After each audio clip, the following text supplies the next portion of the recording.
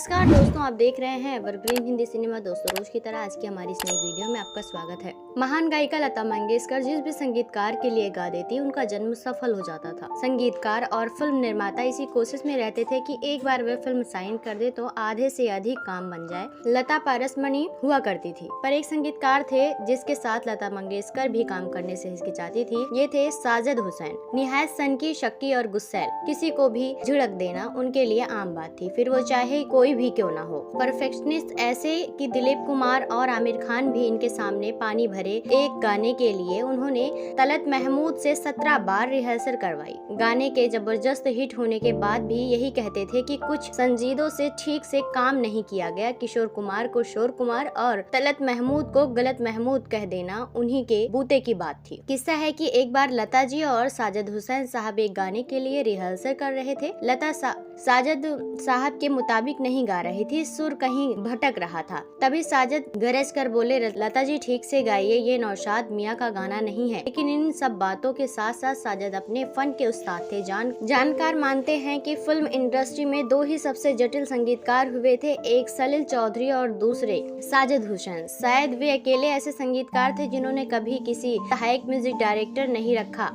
Arranger से लेकर गवाने तक के सारे काम खुद ही करते। कमाल की बात यह है कि वीणा, वायलिन, बांसुरी जैसे कई सारे वाद्य बजाने में उनकी माहिरी थी। 1956 में कोलकाता में एक संगीतकार समारोह हुआ, जहां बड़े गुलाम अली, अली अकबर खान, अहमद जान और निखिल बनर्जी जैसे एक से एक दिग्गज पधारे हुए थे। यहाँ सज्जाद हुसैन ने मैंडोलिन पर एक शिवरंजनी और हरिकेन्स बजाकर सभी को हैरत में डाल दिया था, इसलिए कि पश्चिम के वाद्य पर पक्के हिंदुस्तानी राग बजाना वाकई बड़ी बात थी। इसके बाद बड़े गुलाम अली ने एक मुश्किल लड़ीदार तान छेड़ी। सज्जाद हुसैन ने उसे हूबहू मैंडोलिन से बजाकर सुना दिया। सुनने वाले हतप्रभात रह गए। सज्जाद हुसैन के मिजाज और मुश्किल धुनों के चलते प्रोड्यूसर्स उनसे कतराते। 1944 में आई पहली फिल्म उनका संगीत देने का सिलसिला 1977 में आई आखिरी सजदा तक चला। कुल जमा का आंकड़ा है कि 16, लेकिन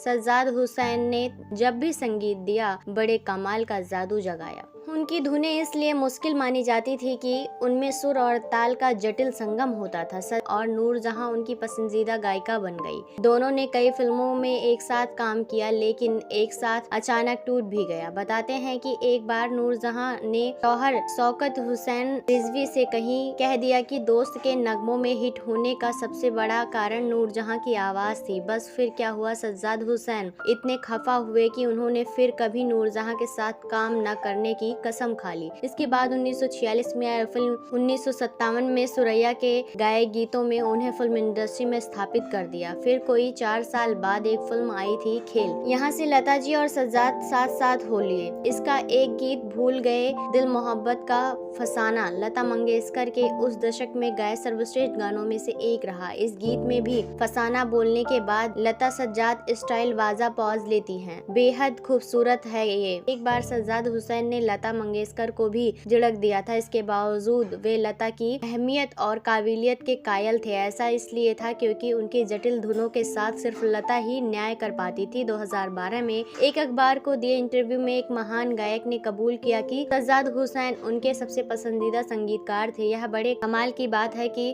खेमचंद्र प्रकाश, गुलाम हैदर, नौशाद, मदन मोहन और श्री रामचंद्र जैसी फनकारों के होते हुए भी वे सज्जाद हुसैन के नाम पर उंगली रखती हैं। तो आप अंदाजा लगा सकते हैं कि वे किस ऊंचाई के संगीतकार रहे होंगे। लता मंगेशकर के गाए दिलरुबा को भी लोग सुरैया के गीत के समक्ष रखते हैं। एक बार साजिद हुसैन ने मदन मोहन को भी डपट दिया था। कहते हैं कि साजिद ने दिलीप कुमार और मधुबाला के अभिनय से सजी फिल्म संग दिल में बड़ा जबरदस्त संगीत दिया था। इस फिल्म के निर्माता आरसी तलवार ने लोगों के लाख मना करने के बावजूद साजिद को लिया था।